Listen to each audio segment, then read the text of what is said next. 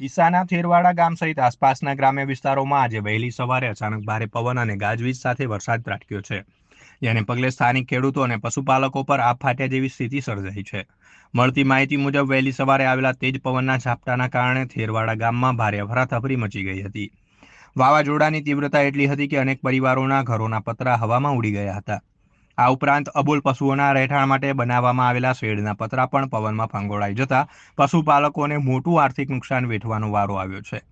બીજી તરફ ખેતરોમાં તૈયાર થયેલો ઉનાળુ બાજરી સહિતનો પાક લણણીના આખરી તબક્કે હતો, જે આ ભયાનક પવન અને વરસાદને કારણે જમીનદોસ્ત થઈ ગયો છે.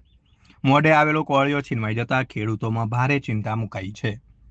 અમારે રાત્રે વાવાઝોડાની અંદર બહુ નુકસાન છે ઢોરનું અને ઘરનું ઝાડ પડી ગયા છે. તો શ્રી સરકાર ખાને નમ્ર વિનંતી છે કે અમારું 1 લાખ ઉપરનું નુકસાન છે, તો સાહેબ જો સહાય મળવા પાત્ર થતી હોય ત્યારે અમને પેલું ધ્યાનમાં લઈ અને અમારું આટલું ધન્યવાદ છે.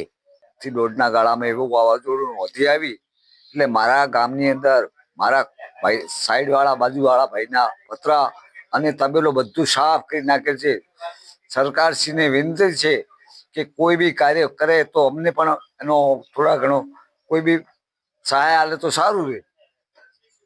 કાકા કેટલું નુકસાન છે? નુકસાન તો હવે ભાઈ આ તો કુદરતી આવ્યું છે, કુદરતી, પણ અમે સરકારને વિનંતી છે કે કોઈ સહાય આલે તો માણસને થોડુંક આઘાત ઓછો લાગે.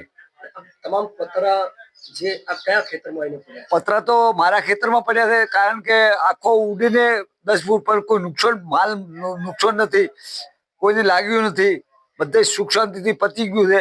પણ આવી રીતનું કોઈ આવે વધી અને એમાં નુકસાન થાય પછી ભરપાઈ નહીં થતી.